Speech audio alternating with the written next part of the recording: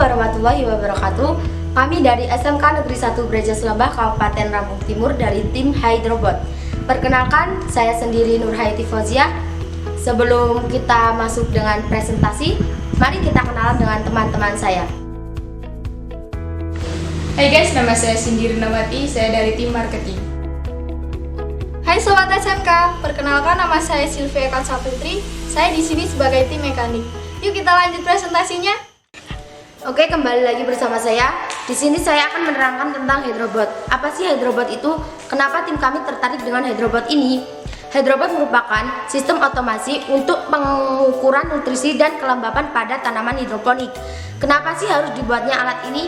Seiring perkembangan zaman, semakin tinggi pemanfaatan teknologi dalam pemantauan hidroponik. Saat ini pertanian konvensional sudah jarang diminati oleh kalangan muda, serta penyusutan lahan pertanian untuk beralih fungsi, sehingga muncullah pertanian modern yaitu hidroponik. Hidroponik merupakan teknik untuk mengolah tanaman tanpa menggunakan tanah sebagai media pertumbuhan. Air nutrisi pada hidroponik seringkali mengalami nilai EC, electroconductivity, dan ppm part per million yang tidak terlihat oleh kasat mata.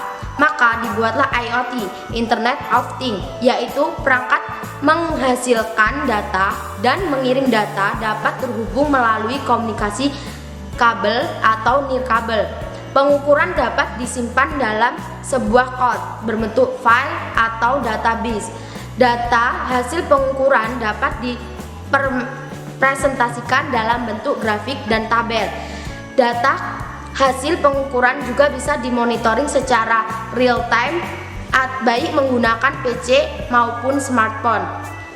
Proposal usaha kami mempunyai visi yaitu membantu masyarakat untuk memonitoring tanaman hidroponik, dan juga mempunyai misi yaitu berperan serta dan membentuk kebiasaan hidup sehat dengan menyediakan sayuran segar dan kebiasaan berkebun atau bertani untuk membangun pertahanan pangan Nusantara, menghasilkan sayuran yang sehat dan berkualitas. Sedikit profil usaha yang kami kembangkan adalah dalam bidang pengembangan teknologi monitoring hidroponik. Dengan sistem otomasi hidroponik akan menghemat banyak waktu, membantu tanaman tumbuh dengan nutrisi yang sesuai. Hydrobot terus memantau EC, kandungan nutrisi, kelembapan air, dan suhu udara. Kemudian mengontrol dan memonitoring secara nirkabel. Hydrobot paling cocok untuk sistem hidroponik kecil di bawah 200 tanaman dan menengah 200 sampai 5.000. Mari kita lanjut di bagian pemasaran. Baik, saya akan melanjutkan mengenai strategi pemasaran dari Hydrobot. Dalam strategi pemasaran ini kami menggunakan strategi STP, yaitu segmentation atau defining, targeting atau selecting, positioning atau attacking. Segmentation adalah dengan menjadikan pembeli sebagai target yang akan dicapai. Contohnya, perusahaan menghasilkan kekuatan meliputi sistem budaya yang lebih murah. Targeting merupakan tindakan ketertarikan dan minat dari beragam segmen pasar. Target pasar yang kami bidik adalah petani, penghobi hidroponik, serta bagi masyarakat yang baru menanam hidroponik. Positioning adalah tindakan perusahaan dalam merancang produk dan strategi pemasaran agar dapat menciptakan kesan tertentu. Kami berinovasi dengan cara menambahkan bahan sistem yang mudah dikendalikan. Sistem yang kami gunakan dalam pengoperasiannya yaitu menggunakan sistem Android. Strategi promosi kami ada dua, yaitu luring dan daring. Luring yaitu menggunakan pamflet atau memperkenalkan langsung ke petani hidroponik, sedangkan daring melalui media sosial.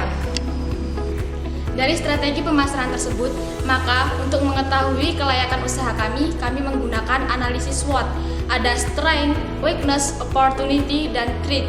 Strength atau kekuatan pada produk kami adalah mudah dipromosikan, mudah mendapatkan support pengganti, dan perakitannya pun cukup mudah bagi yang baru memulai menanam secara hidroponik. Selanjutnya, weakness atau kelemahan. Kelemahan kami adalah ketergantungan koneksi internet, pengendalian sistem yang belum maksimal. Selanjutnya, opportunity atau peluang. Produk ini memang sudah ada di kalangan masyarakat, akan tetapi berbeda dari yang biasanya. Terutama di wilayah Lampung Timur, banyak yang melakukan pembuatan hidroponik, namun belum ada sistem yang mengatur sehingga peluang untuk mengembangkan atau memproduksi alat ini sangat besar.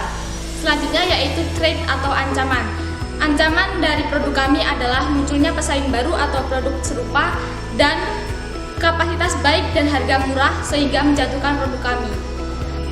Dalam penentuan harga jualnya, kami memiliki beberapa aspek. Aspek yang pertama adalah aspek biaya peralatan, aspek biaya produksi, penentuan harga produksi, dan penentuan harga jual. Aspek biaya peralatan ada solder, minibor, glue gun, gergaji, pisau cutter, penggaris, dan tang potong dengan total biaya 6.500 dengan estimasi biaya penyusutan Rp54.000. Total dari biaya produksi tersebut, dalam satu produksi kami bekerja dalam 8 hari dengan biaya Rp8.800.000. Selain itu, masih ada biaya tenaga kerja dan lain-lain sebesar Rp650.000. Setelah itu yaitu penentuan harga pokok penjual. HPP didapat dari total biaya dibagi kapasitas produksi. Jadi hasil yang didapat adalah Rp1.107.530.000. Setelah harga pokok didapat, maka selanjutnya penentuan harga jual yang didapatkan yaitu Rp1.495.167 atau kami bulatkan menjadi Rp1.500.000. Sekian presentasi dari saya, dari tim marketing. Selanjutnya kita lanjut. Perancangan sistem yang kami buat adalah sebagai berikut. Komponen utama, sensor TDS. Fungsi dari sensor ini adalah untuk memantau jumlah nutrisi yang terkandung dalam air, temperatur, pengecekan suhu air, DHT, kelembapan dan suhu udara. Pompa, untuk menyemprotkan air dan menaikkan nutrisi. ESP8266, pusat kontrol. Link aplikasi pemantauannya. Sistem alat kerja kami adalah sensor TDS membaca mengukur kadar TDS atau total dissolved solid pada air guna mengukur kandungan nutrisi yang digunakan tanaman untuk tumbuh. Sensor temperatur membaca data temperatur atau suhu air yang tepat untuk tumbuhnya tanaman dan sensor DHT11 membaca temperatur udara dan kelembapan pada lahan hidroponik. Dari pembacaan sensor tersebut akan dikirimkan ke modul Arduino MCU ESP8266 untuk diolah menjadi data yang dapat dibaca. Jika sensor TDS membaca data kurang dari sama dengan 500 ppm, maka nutrisi hidroponik A dan B akan dialirkan ke dalam tangki pencampur, dan jika lebih dari sama dengan 700 ppm, maka pompa air akan menyala untuk menurunkan kadar nutrisinya. Jika suhu lebih dari 35 derajat Celcius dan kelembapan kurang dari sama dengan 40%, maka sprayer akan dihidupkan untuk menurunkan suhu. Data yang sudah terbaca akan dikirimkan ke code Blink yang sudah kita daftarkan melalui internet. Data tersebut ditampilkan dalam bentuk panel pembacaan data sehingga pemilik tanaman dapat memonitoring tanaman yang ada di rumah dimanapun dan kapanpun. Proses produksi yang kami lakukan: pertama, pemilihan bahan baku, kedua, pembuatan casing, ketiga, perakitan komponen elektronik, keempat, pengujian setiap komponen, kelima, upload program, keenam, pengujian sistem dan sensor, keenam, pemeriksaan akhir atau quality control, yang terakhir, pengemasan atau packing. Nah, yuk lihat proses pemasaran Hydrobot.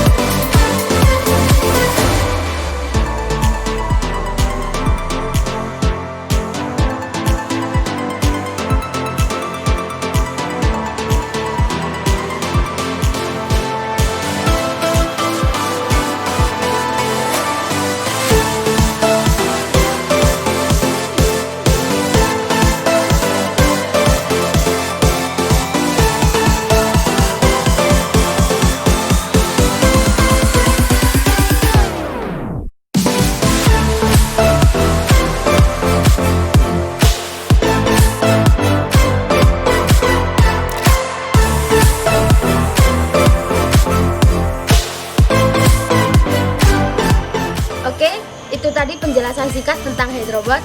Sekian dari kami. Wassalamualaikum warahmatullahi wabarakatuh. Hydrobot, tanaman sehat dan berkualitas.